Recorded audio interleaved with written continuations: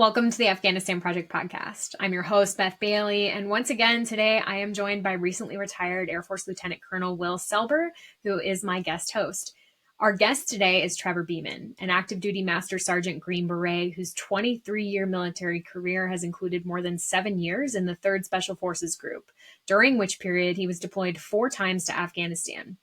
Trevor spent 24 of 37 consecutive months in the country and oversaw a number of key developments in Afghanistan during those deployments. Trevor was a dive instructor in Key West, Florida, and is now stationed at 7th Special Forces Group.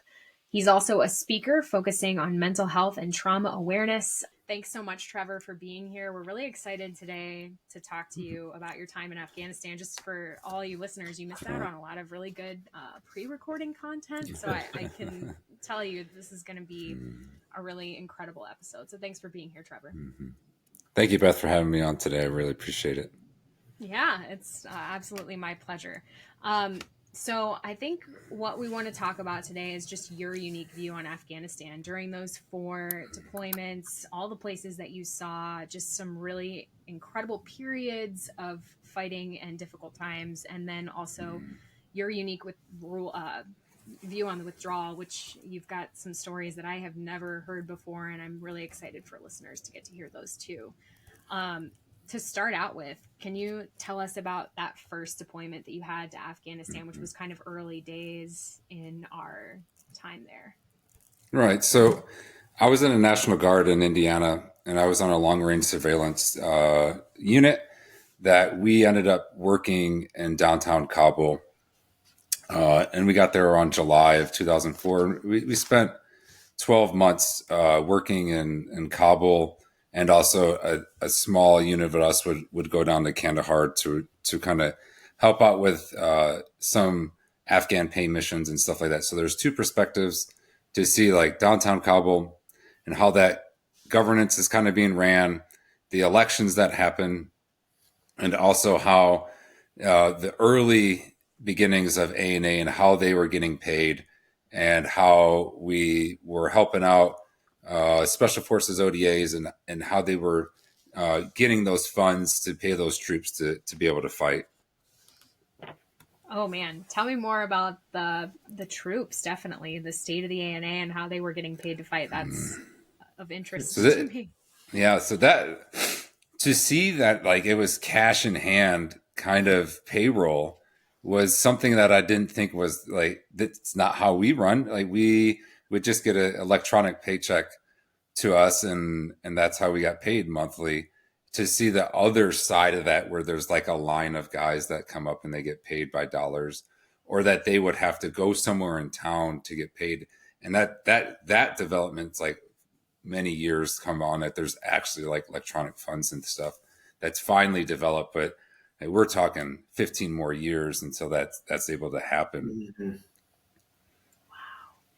What a different kind of system. What else? What was Kabul like at that time compared to later years? And so Kabul is a very progressive city.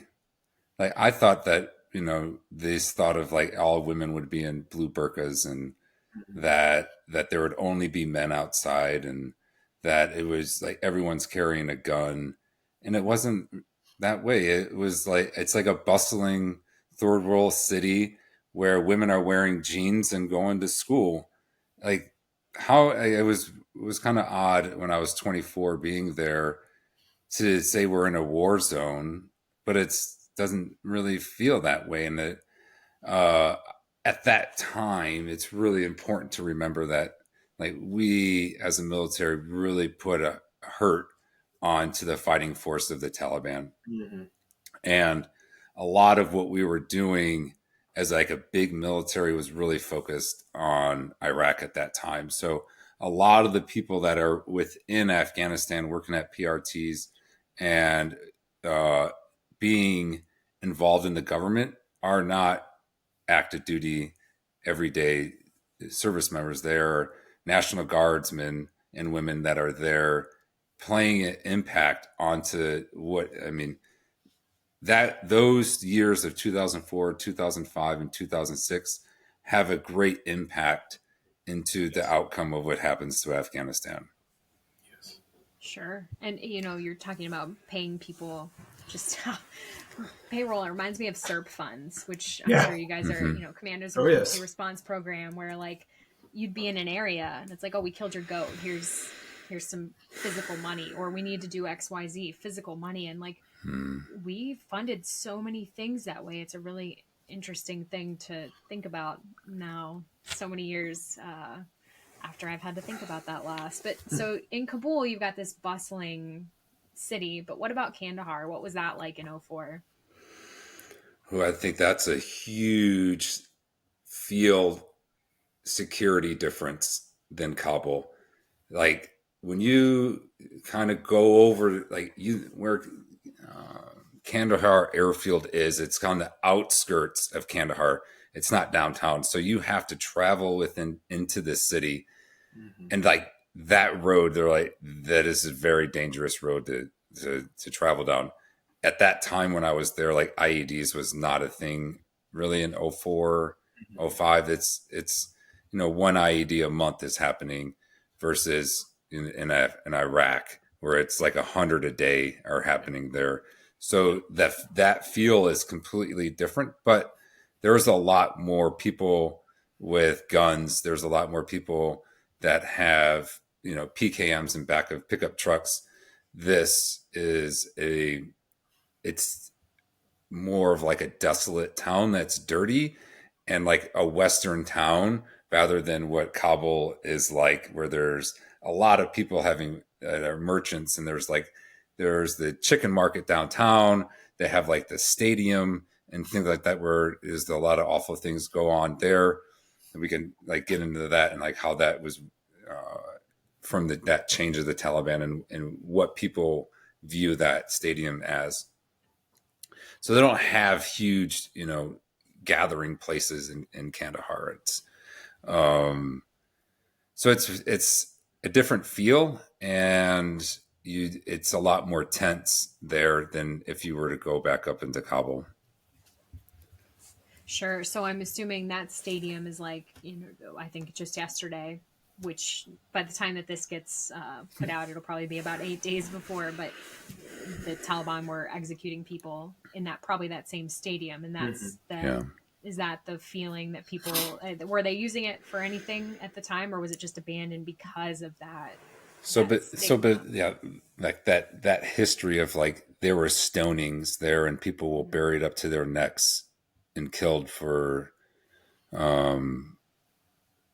going against their marriage. And I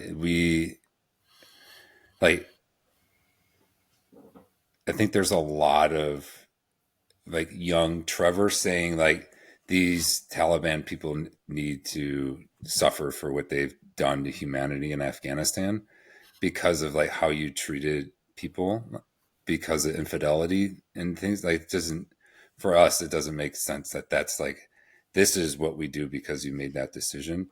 And to know that that land there is allowed that to happen, it just really makes it hard to see that stuff even exists. But that persecution of women and learning about that history, like, is really hard to know that there's human beings that did this to women. It's just like removing breasts off of women and like huge Sealand containers full of women's breasts, like, and hearing stories of that happening. And like there's no way that we can allow these people to ever take power again, because they're just going to do that same thing again to people.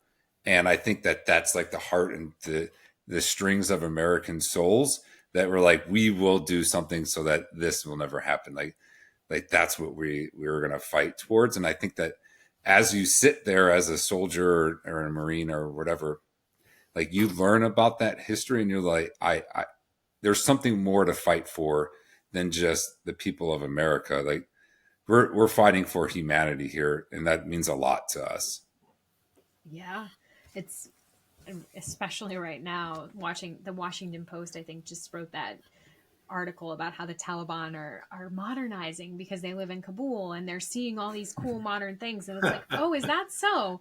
Because they're still imprisoning women and raping women and doing terrible things to women. So maybe let's not sit here and like get our rocks off on how, how modernized the Taliban are, because they are not. They are the same people. Although I haven't heard of any breasts being cut off. That does not mean it's not happening. It just means that they could have very effectively cut off access to that information. I don't know. Will, have you heard about any of that?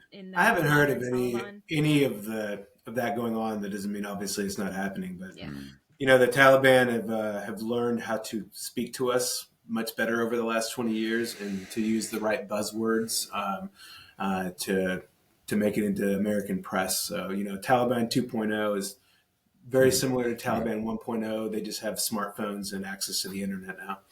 Which makes it really easy to traumatize people now because they can go into your phone and see how many American numbers are in your phone, etc. But I digress.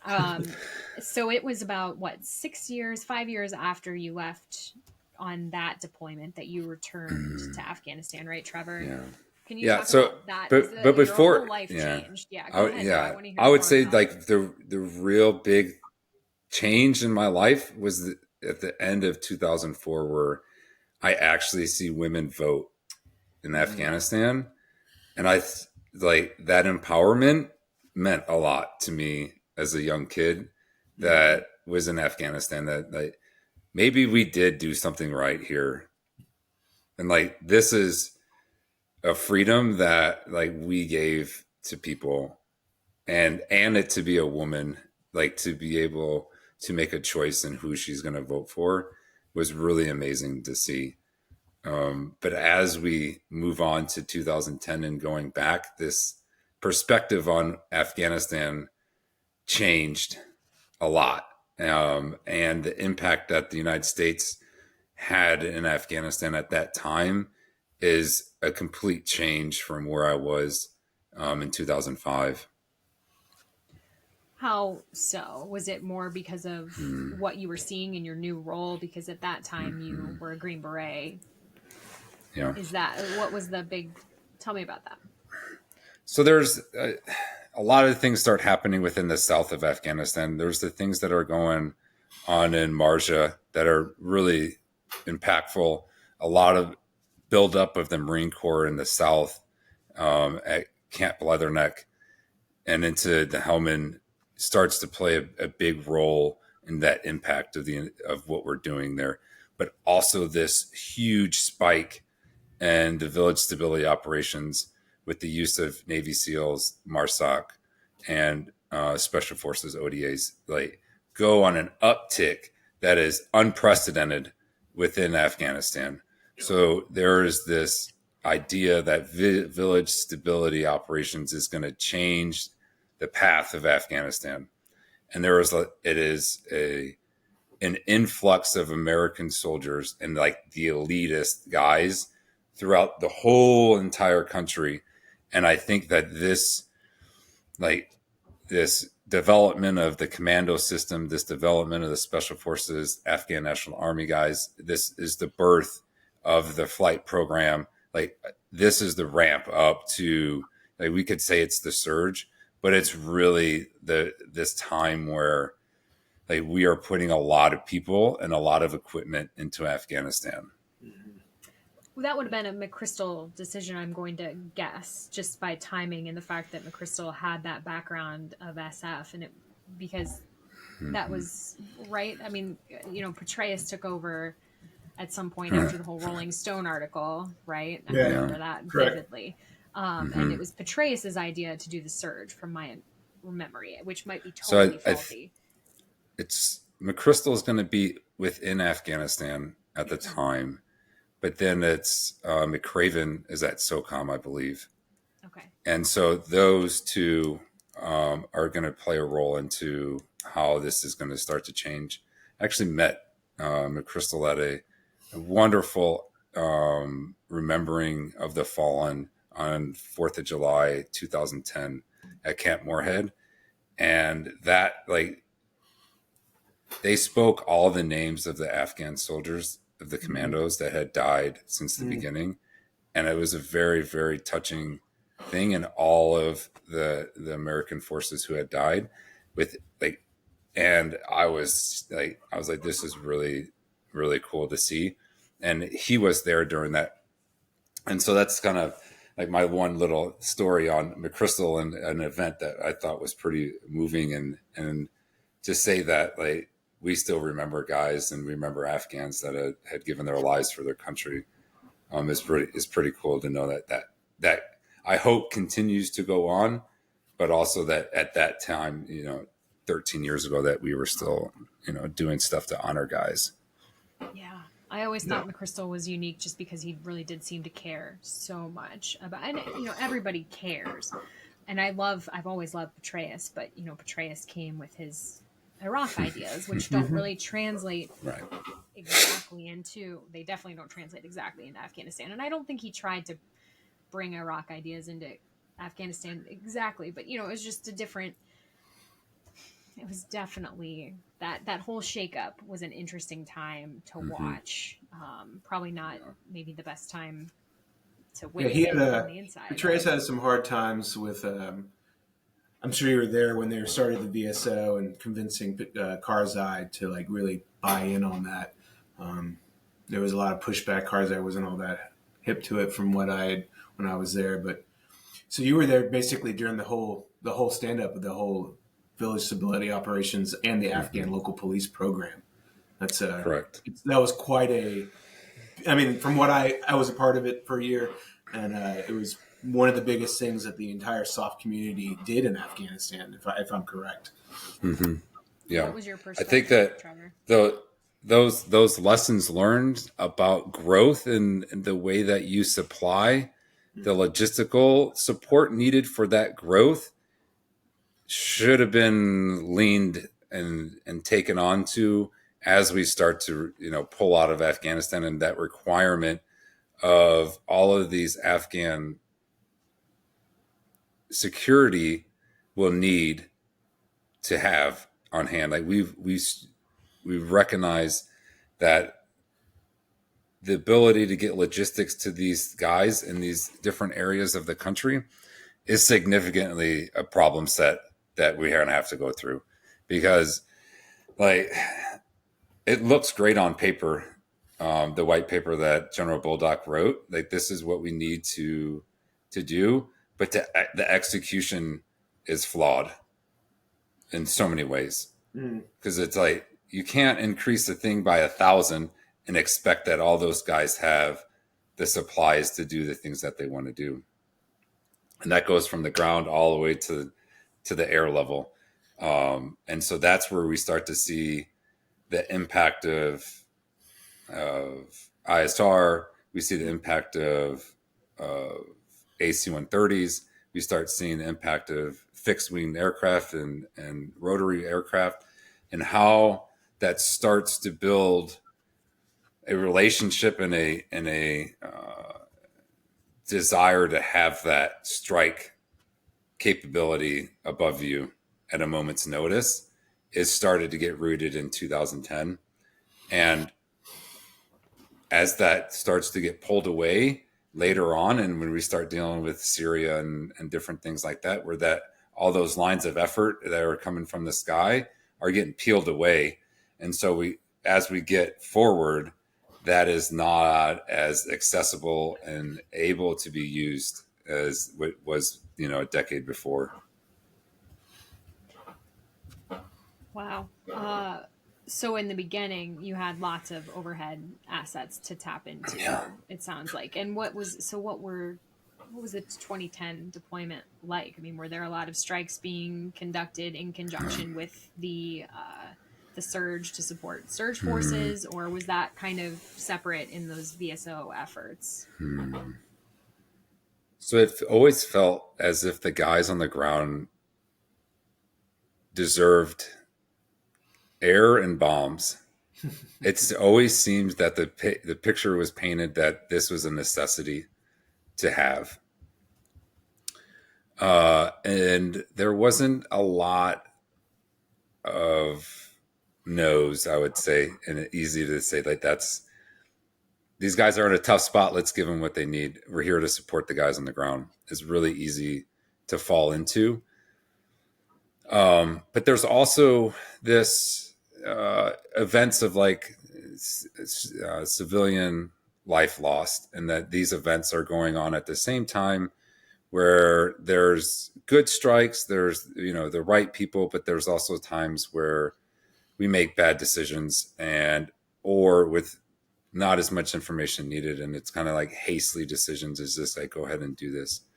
And so there's also that. And so that's why I can kind of see why Karzai was like, we don't want these guys to go out, because I think there could be undue loss the more and more you put out in the like different parts of Afghanistan and the provinces. I absolutely can see like more guys on ground doesn't mean better things happen. Perspective. Mm-hmm. But also at this time, I get to see a little bit behind what the curtain, we'll call it, of what's really happening within the region. And I am involved in different conversations where, such as like, we know where this high value target is in Pakistan or throughout the country, but we can't strike it because there's other people that are there that are helping us. And to see that influence of targeting and intelligence work starts to see that like why we can't always action bad guys. So there's this perspective of like the strategic implications and intelligence and driving operations. Like this starts to grow in my young brain, and me being a young Green Beret, is to see like there's a lot of different moving pieces in decision making. Sure, that makes sense. I'm sure a lot of listeners don't know too well what a VSO is, what it was meant to do. So I'd love for both of you, since you both have that background, to kind of talk about your specific experience of the VSO, what it was intended to do, size, things like that, and because I'm sure it changes depending on where you were too. So Will, could you talk a bit about your... So I spent from June 2012 to June 2013 doing village stability operations. I spent the first 4 months up in Kunduz doing it in Dashti. And I was basically working with an ODA up there at a village stability platform, which is just a fancy way of saying a small base. It's like with the people, right? As close as possible as you can get to the people. And the Green Berets and then the Infantry Uplift Squadron were focused on recruiting Afghan local police. And then I was basically engaging with the local government. And then I went down from Kunduz. I spent 4 months there, and then I went down to Kandahar and Gorak Kandahar. And the difference between the ALP, the Afghan local police in Kunduz, and Gorak Kandahar were night and day. Kunduz, they had the Ford Rangers, they had good equipment. There was a process where village elders were supposed to nominate people, a vetting process, the whole thing. And then when you went down to Gorak, it was not that way because we were basically surrounded by Taliban, and we were stranded. All of our stuff was airdropped or, from a helicopter. Yes. And it wasn't really the Afghan local police. I mean, it was just basically like, do you want to participate? Yes, you've been vetted. Here you go. And we're going to train you and the best you can do. Because the difference between at that point in Gorak Kandahar in 2012, the difference between the Afghan National Police and the Afghan local police was the Afghan local police had a different shirt on. That was about it. So I saw two different sides of the program. It was loosely based off the Sons of Iraq. And in Gorak, I was the one that was like advising the district governor and trying to do the governance line of effort, while the Green Berets were training the Afghan local police, and then also doing their own kinetic strikes with the Afghan National Army Special Operations Commando Unit, an ODA that was living on our VSP with us. So I had two different experiences, mostly down in the weeds. Yeah. So it's like Hearts and Minds, but on steroids, because you're dealing with the governance level versus like trying to show force in or just show up and be around the bazaar and let people know that they can be safe. That's the behind the scenes enabling. Yeah, I mean, it's like trying to build a local government from the ground up to extend the reach of the Afghan government, and should put it in places where it has had problems. Gorak Kandahar. I mean, Gorak Kandahar at the time was, before we got there, had been under Taliban control for 5 years, and so it was like the place where nobody had been before, and so it was like, why are we here exactly? It wasn't really that. It was like 8,000 people. It was a desert. They didn't have anything, and so the central government had never been there before. So a lot of our questions were like, what would you say we're doing here, and why are we doing it? And so, yeah, I think I'm sure you would agree that there was maybe some areas that the VSO didn't exactly fit. Yeah, where were you working on the VSOs, Trevor? When you in 20? So I'm going to go back home after that deployment in 2010, and I go back in 2011, and then we're at the VSO site, and then Kaki Safed. It's just north, about 20, 30 kilometers north of Farah City on western Afghanistan. It's in between Shindan and there's a mountain range, and that's where Zirko Valley is, which is kind of a shitty place, but we were like right in this middle. And like, one is to build governance in that town, but also there's lo and behold, there's a strategic importance of this, because we were about 100 miles from the Iran border. And what was happening where we were is like the influence of Iranians and the Persian influence of IED materials and building materials where we were was like the testing grounds for different types of explosive devices that were going to go into the Helmand. And it was kind of like, if you look at a map, it's a corridor that's going straight in to the Helmand from where we were. And so we were kind of like a stop to kind of put like a barrier. And if we can influence that city, then maybe we can help with that impact of what was happening in the Helmand.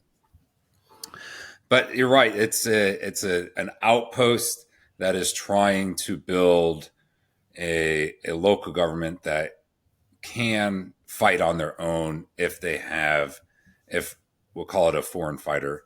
But what I've realized over time, that in Afghanistan, a foreign fighter and a suicide bomber is just someone who's not from this town.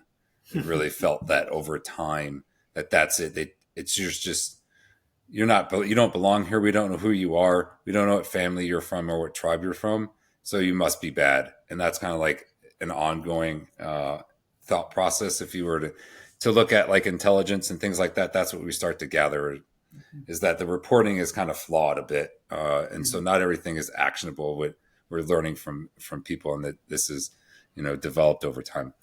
But the VSO thing is essentially like you're supposed to be on like the outskirts, right? Touching a place that is permissible, unpermissible, that have access to, but there's still some bad influence there. And it's like a slowly leapfrog thing over and over, that like, all right, we've established the local governance, we've established a local police, and then we're going to go to the next edge of a red place that's kind of needs work. And so the VSO wasn't necessarily supposed to be a long-term fire base to live in, but it really looked like that we're just going to stay here. And Will, like, you're right. Like, I got everything that came out of a C-130, everything that we lived off, every single supply that we have came out of an aircraft. We could not get supplies by ground to us.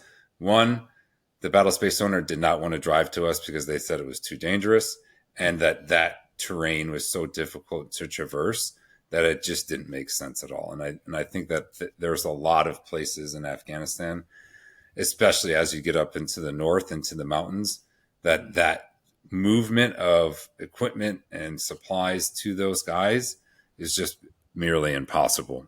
So now, you're trying to make an effect on a local place, and it's really difficult to get supplies to continue that. And so there's this, like, that why are we here? Like, does it like, so it's so hard to live here.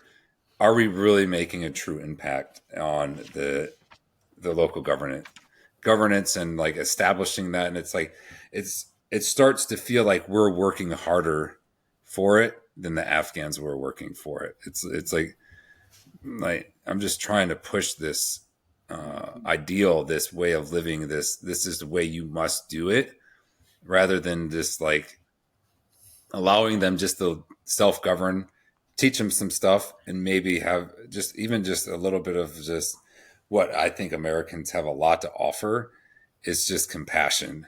Like, let's offer them compassion and see that exists. And I think that could change a lot of what's happening in the dynamic of those villages. That's really interesting, and I can understand a lot of what you're saying at in 2010 time frame. I remember there were all these trying to gauge, who do the Afghans support? And we would start doing all these different, methods of going house to house and querying people. And of course, the American responses to these inquiries was always, we would hear that, oh yeah, we support the central government, whatever. Well, the Taliban were doing the same thing.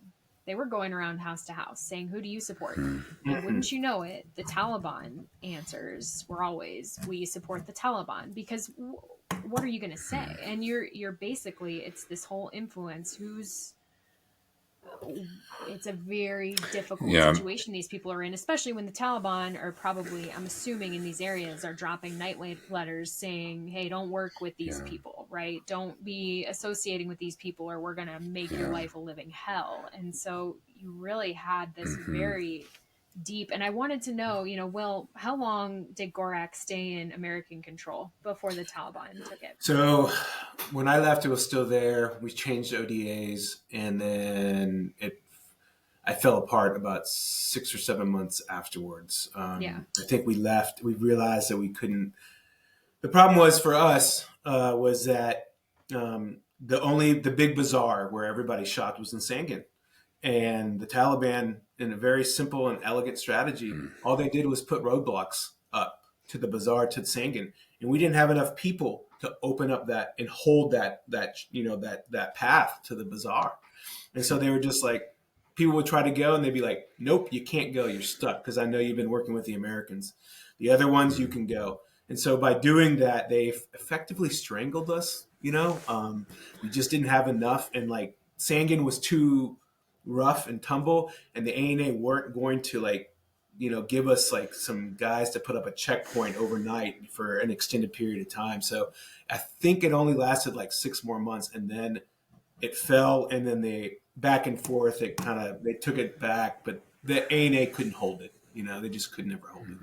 Yeah. And I definitely want to talk about Sangin. For listeners who aren't aware of Sangin, it had a horrible history when the British were controlling it, and they lost more people in Sangin than they lost throughout the country, because the Taliban had, IEDs littered all throughout the city to keep movement, not to let the British not move.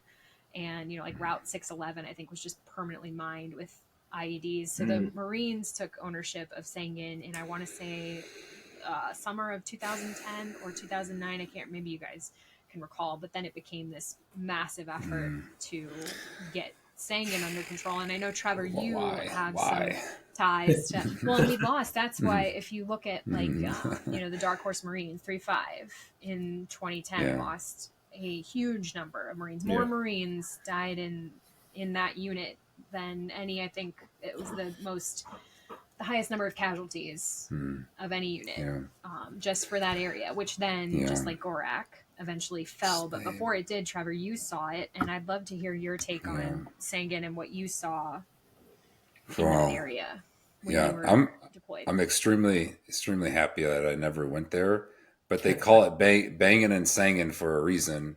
Like, to me, it's the place where everyone, if you wanted to fight, you go to. But why are we there fighting? I don't understand what this, like, what's the impact of Sangin? Like, why? Like, is that like the stop between it going down into Route 1 and that northern Helmand province? Like, what Are we trying to like Camp Price there on Route 1 into Lashkar Gah? Like, are we trying to protect Lashkar Gah by keeping them across the road? I'm not really sure, but it gave foreign fighters a place to go fight. That's it. And if we kept kept the fight going, like let's just we go to Sangin to fight. But that land, I think, is a lot of heartache and a lot of what like PTSD comes from.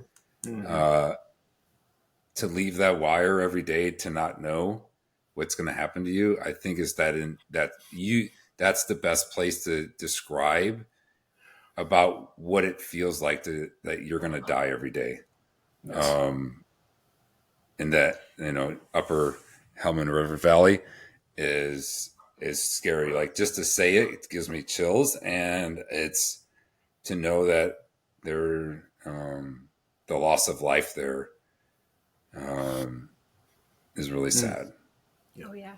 And there are some great books about it for anybody who wants to learn more, and I'm going to link to them in the show notes rather than F up the names right now.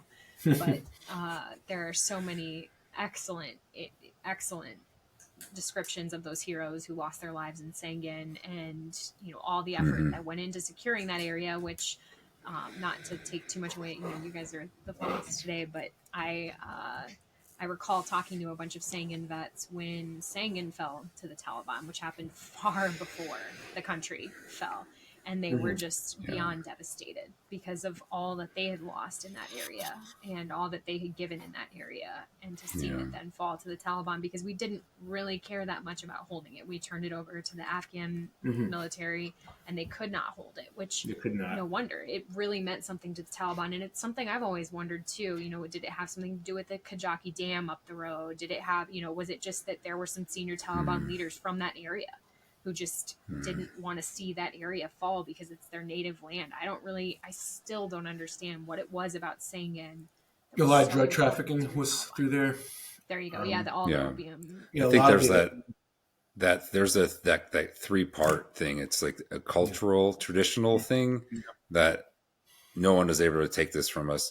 There's an economic payout that's there for the poppy and for the things that they grow. And it's a place that I get to go fight as an Afghan or any in that part of the world. There's a lot to say on your name's sake that I went there and fought, and I'm still alive today. So there's a lot of honor on their side for being there. We, as Americans, don't give that same respect for the guys that went there and fought. It's a different feeling. That's a good point. But yeah, it's a difficult place, and I think that's if we're going to highlight something about Afghanistan that's really important, is that Helmand River Valley and how much that impacts a lot of people's lives that isn't remembered. Yes. Yeah. And a lot of that, I think, the reason it's even usable, that they're able to grow those crops, is because we had, USAID in there in the 50s and 60s, trenching the place to make it irrigated. And here we are decades later. I can't remember the specific dates of us being there, but, we're reaping those rewards and watching the Taliban get zakat taxes off of the opium that's then killing people all over the world.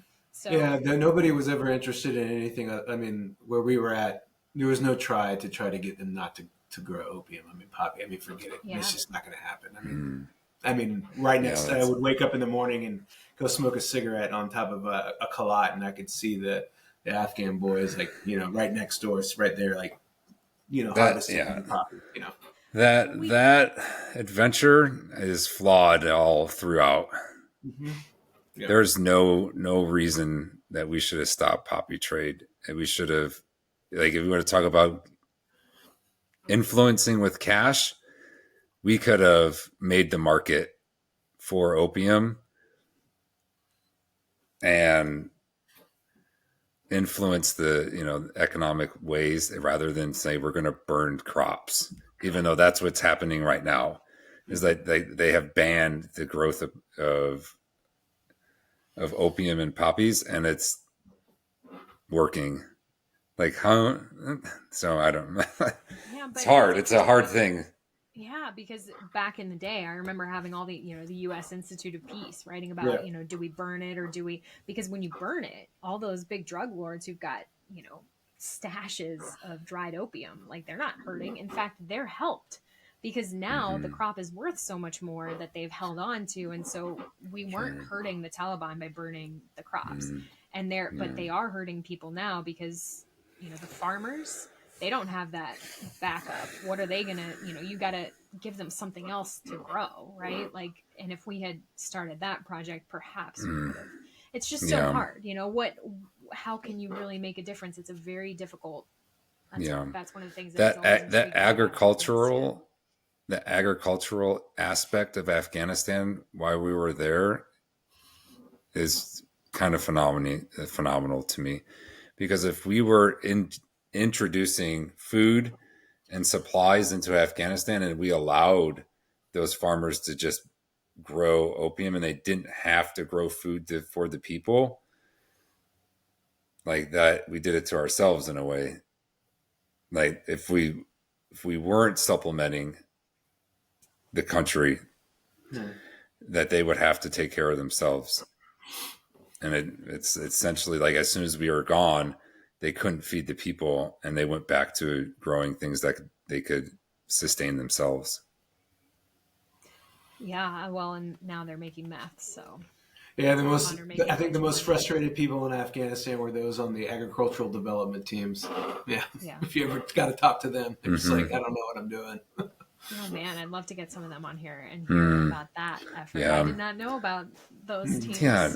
I mean, even the impacts of like drilling wells and all that stuff, and land ownership and the movement of water, like, so there's so many aspects of things that you're going to have to deal with governance on the ground that we're not suited to do 100%. At all.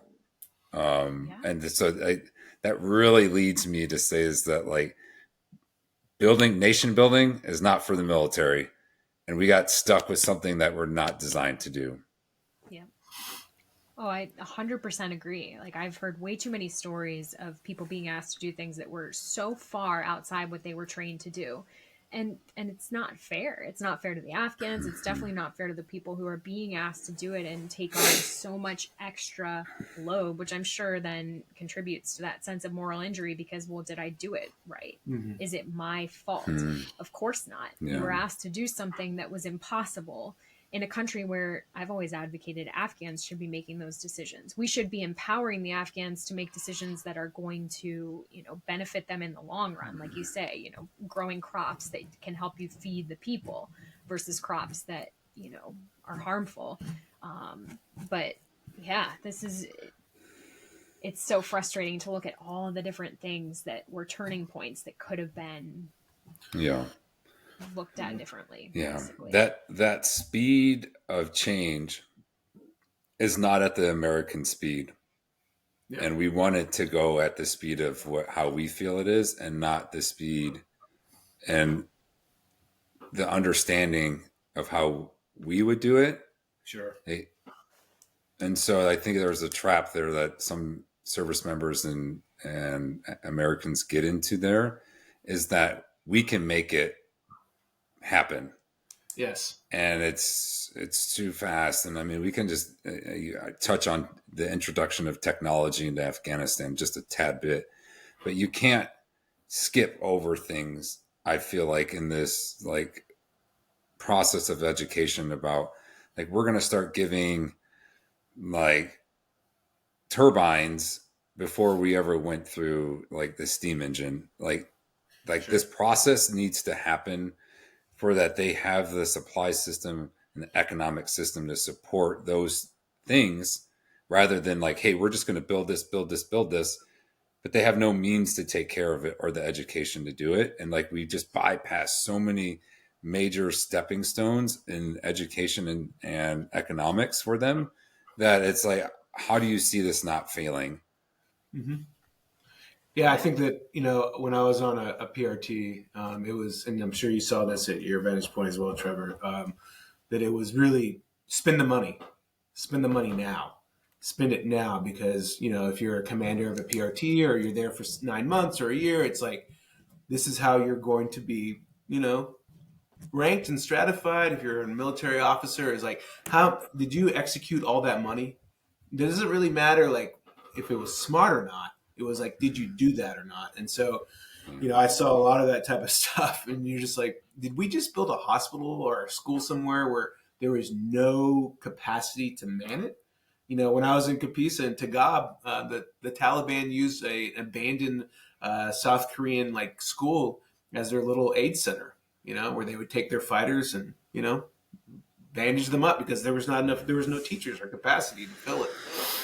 It's like we were doing things based on deployment cycle, which, and it's like, you have to show that you did something while you were there, right? You got to be able to say, hey, look, this is how many enemy I killed. This is how many schools I built, whatever. And that's not the way to do things sustainably. It's like you say, Trevor, it should have been the deployment cycle is about creating, battlefield changes and then there should have been something entirely different to sustain the economy, create all these things, and where it's sometimes you're just not going to make huge fast progress because what is that? Smooth is fast. Let's go slow and steady. Let's get things done. Let's not just race to some end that then is, because we see what happens. I mean, look at what's happening in Afghanistan right now. That's what happens when you're in a race to make changes in a country that is not ready for those changes. It's like Jason Hock was on here, and he was in Afghanistan in, I think, 2001 or 2. And he said it wasn't at 0. It was at -50 after the Taliban had their way there for 5 years. And, it's like, here we are back to that because we didn't make those changes that, anyway, I'll get off. Yeah. So, I mean, one of my, I'll offer this to you. Like in 2001, when we went to Afghanistan, those guys should have went around Route 1 and spent 2 to 3 years there and had an end state to what was needed to be accomplished. But then, things happen, in the world, and we want to send, people to different places. But a long-term deployment is necessary for that place. We don't leave every 6 months. A 12 to 18 month, very strategic, very thought out plan of what you're going to do rather than just hopping in and out, right? There's a few elements of Afghanistan where that works, like the commandos. If you're on a commando mission and you're going out and doing strikes in different villages, right, that makes sense where you can pull out guys. But development of villages and people and the Afghan National Army and building up those outposts, building up the police system, those same people need to be there for a duration of time versus where we're on this horse blanket kind of, you're in, I'm out, you're in, I'm out. And it's you have 4 months to accomplish anything in a place that takes years to change. And so, and then like you said, the evaluations, what did you do? And so everything is so super fast paced, things and all that. And so there's we're going too fast and too strong for what is offered there for us to work with. And I can't imagine being an Afghan and knowing that rotation is happening.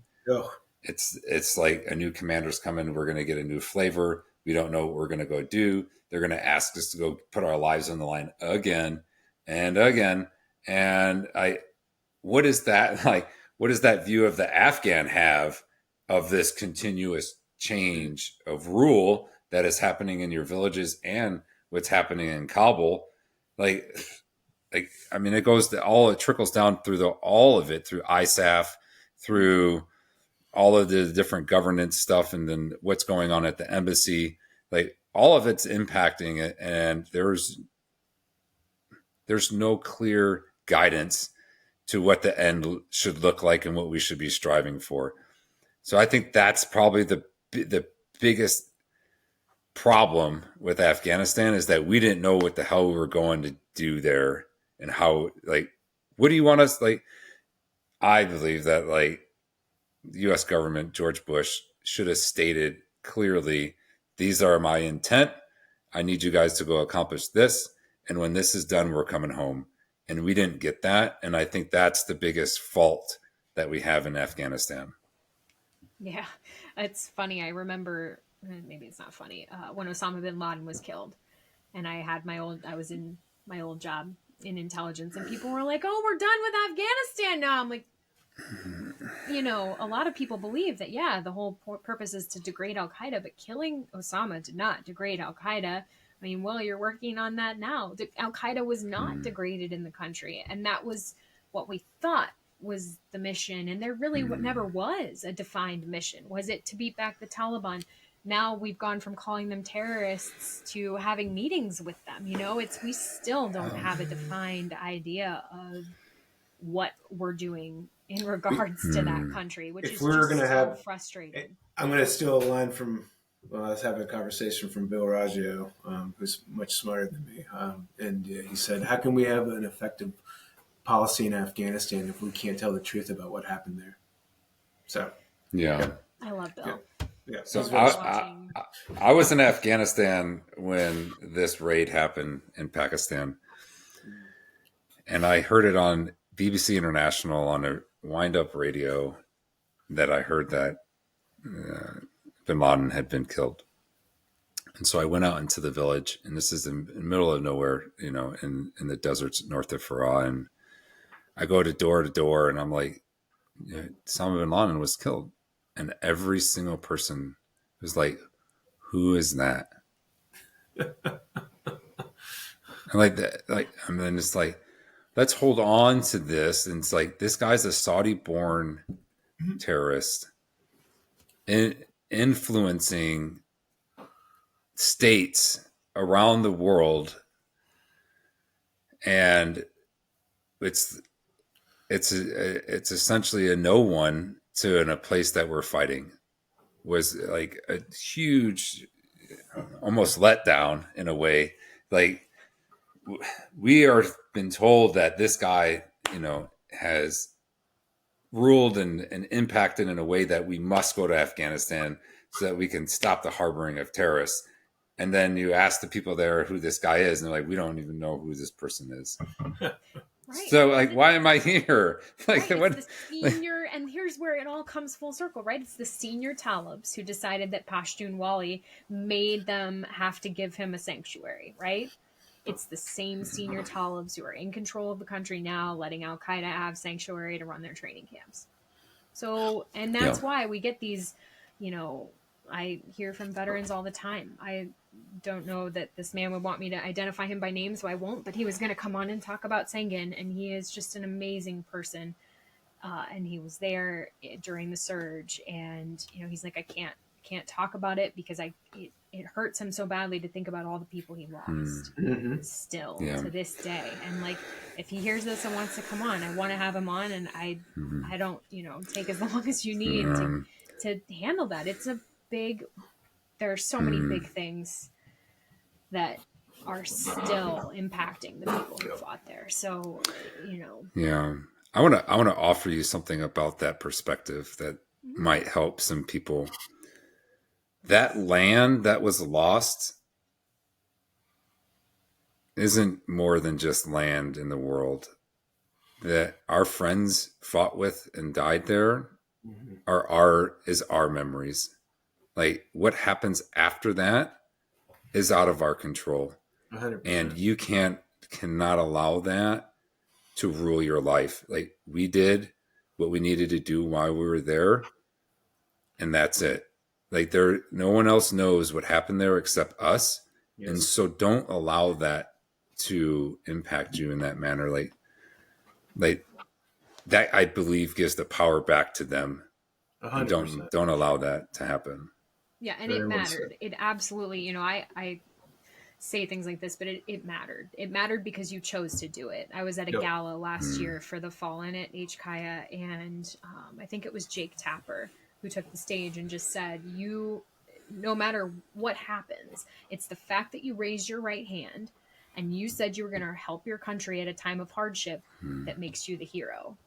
That's it. And everything that you did in service to that is what matters about your service. And as I reminded this man when we were talking about recording an episode, is like, these people, they live through you. They live through the stories that you tell of them, right? And when you share those stories with other people, they live in that person too. So I think the best thing we can do is remember those heroes and tell their stories and tell them to our children, because that's the way we keep them alive and make something of their sacrifice. Yeah. There is no value not telling your story. And then that, how much that gets you out of your own prison in your mind is worth it. It is worth you to share what you saw and what you've been through.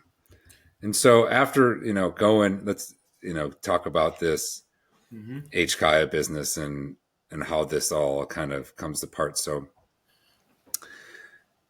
I was working at SOCOM when the retrograde process starts to happen, and I'm working at Fort Bragg, and we're working on putting this new command team into Afghanistan that's going to replace General Evans, and US 4A is kind of going to dissolve a little bit there, and the retrograde process is happening throughout the country, and as we've talked about, like, all of these VSPs, all these VSOs are like there's 60, 75 different sites that have to pull all that equipment to shut down and bring that all back to a central place. And it's going to go into Kandahar, it's going to go into Bagram, and it's going to go out to Camp Stone or Herat out in the west. Like, everything is going to go to these big places, and then we're going to bring it all back to Bagram, and then we're going to leave. Like, one of the biggest things that has to be known is that the security of HKIA is not done by the United States government. It is done by Turkish troops, right? And it's been going on for many years, right? Yes. So the state of what that looks like has to be known before anyone ever goes there, right? We have to recognize that was in place. And so, at this time, we're learning from the State Department that, it's going to take the Taliban like 6 months to get into Kabul. And I think US 4A and General Miller are offering that it's going to possibly be like 6 weeks. These numbers are arbitrary. I'm just making them up. So you can see that there's a vast difference in what they're reporting with different things that are happening. And so if you're the Secretary of Defense, the president is getting all of this information. It's very convoluted. We have no idea what's going on. We're losing a lot of our resources and intelligent means at that time to get good reporting because everyone is pulled back, right? And so we don't have all of our sensors and all of our things out there in the world that are telling us what the ground truth of what's happening. And so we get ordered to, this withdrawal is going to happen. And I see like there is a multitude of different types of people that are in this small little airfield, in HKIA. And, we have Marines there.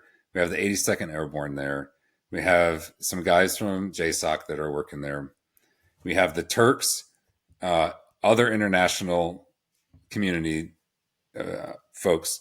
You're going to end up having folks from the State Department get there from the embassy that are flown over.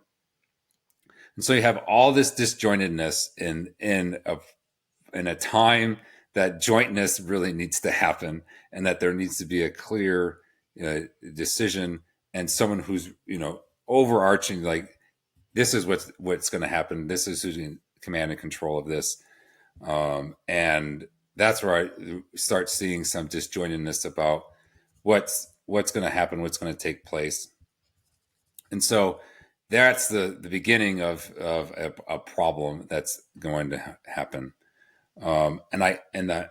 And then there's the humanity side of, like, I'm going to be left here, we see, and that impact of how awful it must feel to stay in Afghanistan, that you're willing to hang on to an aircraft. Like, that's really important to kind of sit with for a second, to think that someone is so scared and fearful of their life that they're willing to give their life in essentially a suicide rather than stay there. Like, that's really powerful to hold on to. That's how scared these people were. So that's important. The Abbey Gate thing, right? That is, to me, is a security flaw based on years of not having good security and who's there. That incident is tragic, and the loss of life there is awful. But there was lots of life lost throughout this whole entire campaign that must not just be forgotten and just focused on this single event. Like, let's not lose everything else that in the past and those sacrifices that were given. That's really, to me, that I feel is getting a little lost, and I don't really like that feeling, because there's a lot of great things that happened prior to that event that must be remembered. And so after that happens, and I'm seeing all this, and General Donahue and Admiral Vaisley and these folks and General Miller are making decisions with General Milley and Secretary Austin are like coming up with how we're gonna like pull this off. There's a lot of intelligence that's given to these guys to kind of like, it's time to leave. We're not in a really safe spot, and we got to go at some point, and in the middle of the night might not look like the best thing to do and makes us look very much like cowards and our tail between our legs. But I think that there's a lot that happens and is known there, that decision was probably the best thing that we could have done to save American lives.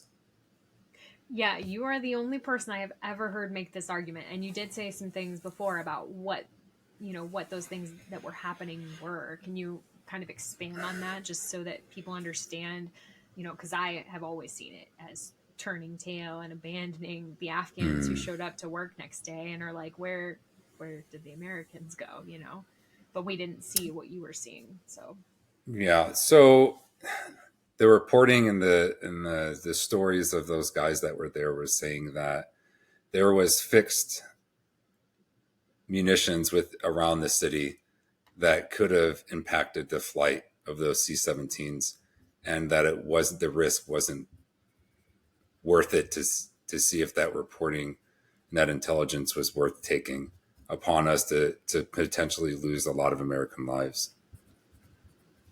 Sure. And that would have been really tragic. And then it's like, then at a political devastation is what happens, is that like the Abbey Gate thing is very minimal now.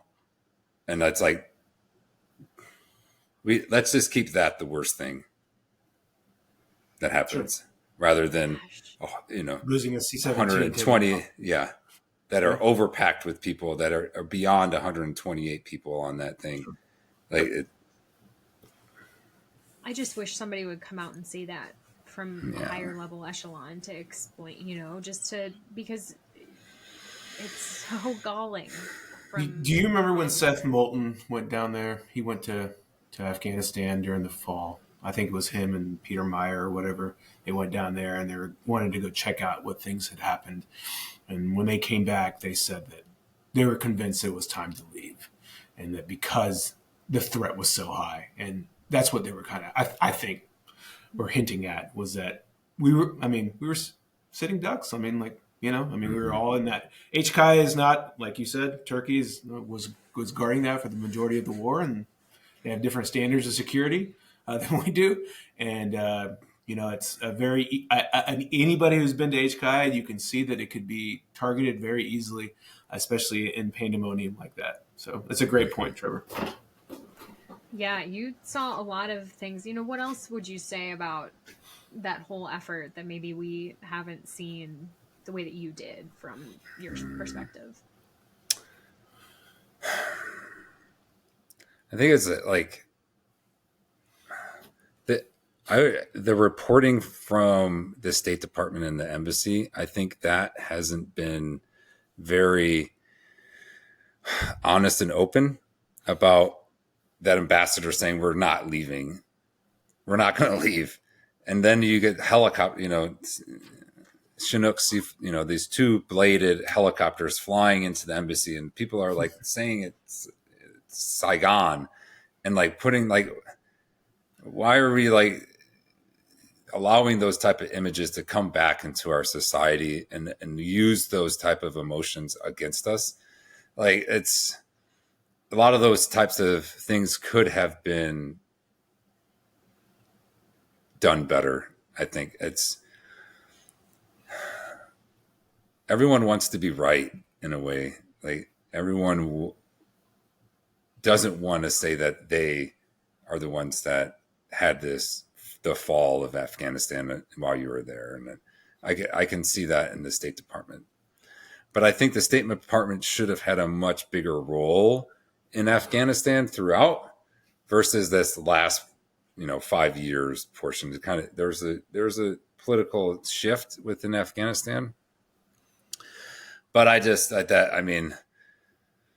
the retrograde process went fast. I think that, it took us 18, 19 years to establish where we were, and to pull everything out in 12 months was an astonishing feat that we were able to do.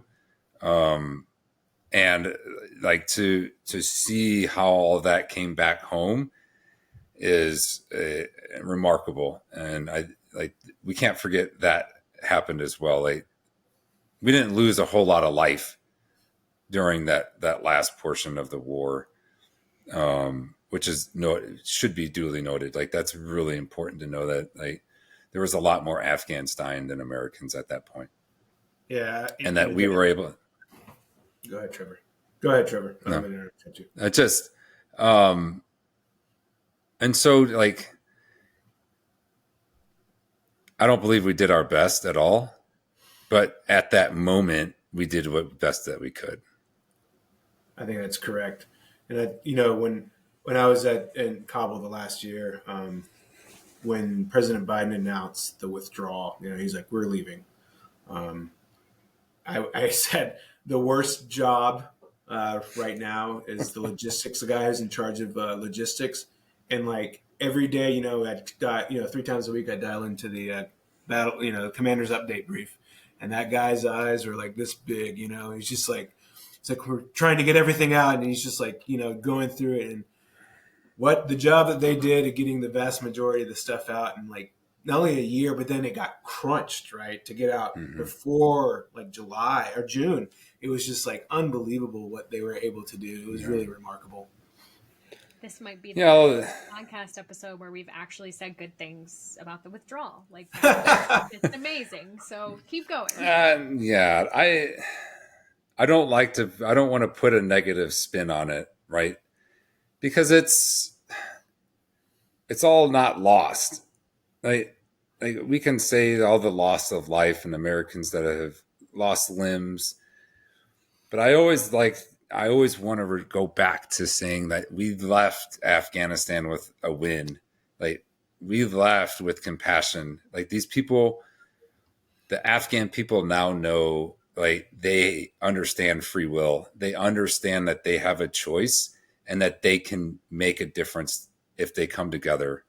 Like, they didn't learn that from us not being there. They learned that because of American service members being there, that have these huge hearts that share this love and compassion about living, like, and a way of life that they would have never have known if we never went there. That is, to me, that's what I hold on to. And we're continually hearing reports and learning about stories about Afghan women and men that are standing up for themselves and fighting for rights and education and in being empowered, and not just in Bosnia, like throughout the whole entire country. Like, that does not occur without us going there. And that's changing lives forever. And if that's a legacy that I want to hold on to, is that we showed them that there's a light out there, that you can empower yourself for change within our own society, and we can do it on our own without other people doing it for us. I definitely want to see, and I see it in the young women I talk with who are now very distressed with their current situation, and there's little that they can do without being, beaten and thrown in jails. But I know that a day will come when all of that hard work that was put in, that freedom and that love of freedom that are instilled in those women who know that they can do things, I think that there will be a day when the Taliban will rue everything that they have done in Afghanistan. That's because we showed people what they could do, and they have to do that. I say it a lot when I talk to people from resistance groups, not when we're recording, but before or after. It's like, here's what I see is you've got this group and this group, and they're not working together, and you guys have to do that. Like, this has to be an all of Afghanistan effort, because the West is not coming. They are not coming. And it is going to have to be Afghan led. Afghans are going to have to unite against the Taliban and decide that it is better to work together and take all of those skills that you've learned at great expense and say, you will not hold this country hostage anymore, Yeah. There's this ingrained fear that history has really put a dampen on movement in Afghan culture. They have seen so much brutality that they'd rather just give in than fight for themselves, because they know that I don't get to march on Washington, and I don't get to walk down Kabul and have signs and say, listen to what I feel like those people are just killed. And if that happens enough times, it disintegrates that desire to stand up for what's right. And that's where we need to help at, is like, we can't allow this persecution of people. And I think that's where we really find the right house, the right person, and do the bidding of monsters. You're not allowing people to live and have a choice anymore. And it's not, and I think that's very American, that people have the ability to make what's right for themselves and their family. And I think that's taken away from the people in Afghanistan right now. Yeah. And I just don't see us changing course anytime soon and supporting, the NRF wants assistance, wants to be recognized as a legitimate, and I don't see anybody doing that. And we don't want to do what we've done before, which is empowering one group and then disenfranchising another group, which is why I think that unity is just so needed. Yep. Where we see Tajiks and Uzbeks and Pashtuns come together and say, all of us together are not going to have this happen. And we are going to, there's this drive to do it, but it just has to happen. And it's hard when you're in exile and everybody is scattered to the wind now, because in the vacuum, they had to be that way. It's just, I don't know. Will, that's incredible. I just agree. I mean, it's, I talk to senior Afghan general officers pretty regularly, and I always try to temper expectations. I'm like, I think you need to work together, and we're not coming back unless something drastically changes, which is always possible. But you should work on coming together, and without the idea that the guy with the bags of money is going to walk up to you and be like, "It's time to get the band back together." Yeah, I think that coalition in the provinces, it would have been a good start. Yeah. If we would have put more pressure on those provincial leaders to say that we have to come together rather than province by province, we let them be individuals. They needed a cohesive front about what they were going to do. And not just we're tribal and we're not going to do they are, but they're not. It's at their convenience.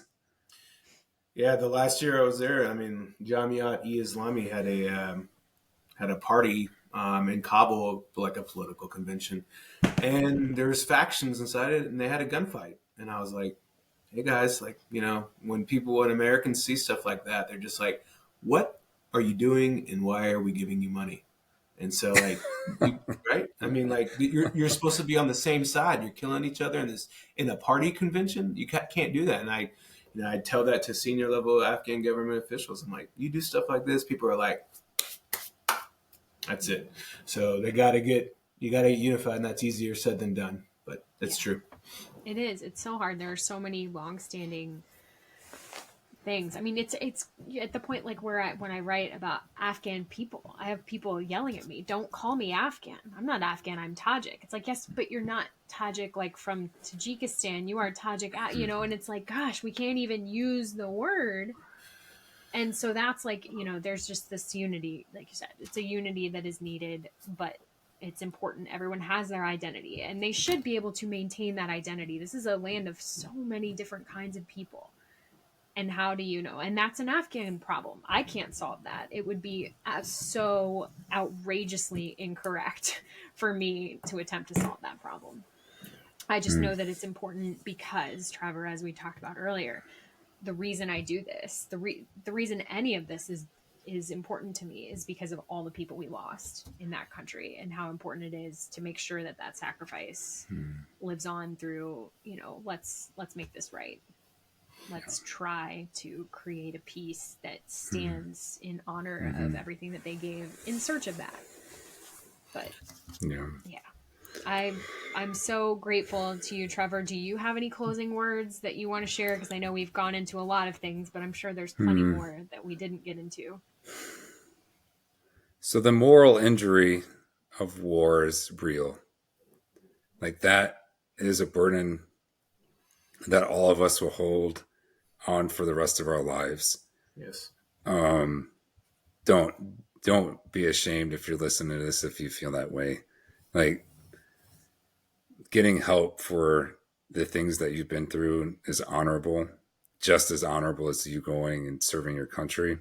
Yes. That, like, there's a lot of people out there that have gotten better from going to war and seeing the atrocities of what that is, and our loss of desire of humanity and who we are. That I really believe that, like, if you put in enough work, that you can live a better life and that you can find love again in yourself and your family. So just know that you're not alone in the way that you feel. Well, this is also your wheelhouse. I'd love you to. Yeah, it's very well said, Trevor. I echo everything he just said. I made two really great decisions over the last 6 years. One of them was marrying my wife, and the second one was voluntarily admitting myself into an intensive inpatient program for PTSD and moral injury. And it's like 96 hours after command, and I went, and it was the best thing that ever happened to me.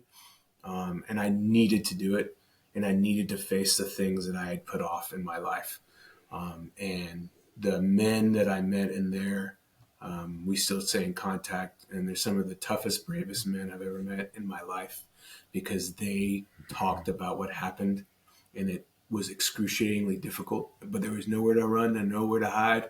And I'm a better man and a better father and a better husband because of it. And so I would echo everything that Trevor said. Like, it's a hard thing what happened, but talking about it and sharing your story is part of the healing process. So I encourage everyone who is impacted by the war to do that.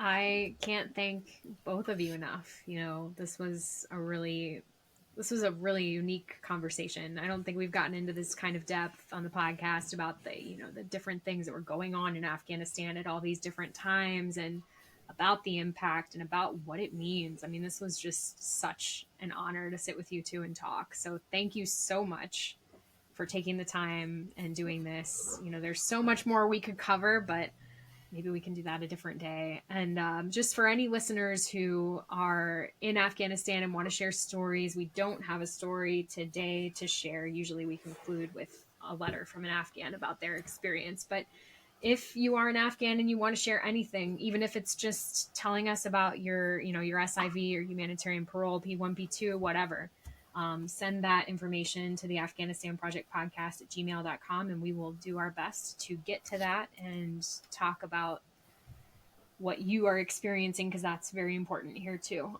Trevor, thank you again for being here and talking about all of your work.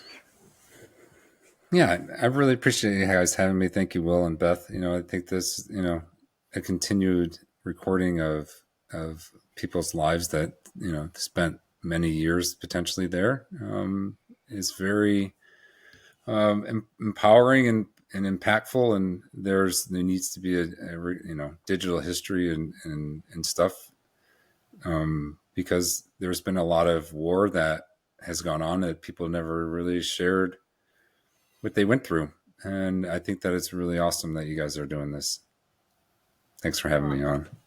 Yeah, thanks for being here. And yeah, I appreciate that thought too. It is important to get all of this down. Too many people in past wars have kept things internal, and I think it's just so great. I love that you're both such huge advocates of getting those stories out. I think it's healing, and it's important for civilians like myself to hear them too, because you can't thank someone for your service if you don't know what that service was really. So it helps us to understand why we are so grateful for our service members. I want to just do our standard closing of thanking everybody out there who listened, for sharing your time, for supporting the people of Afghanistan, for supporting our veterans and service members, and Tasha Kaur, we hope to see you again soon. Thank you.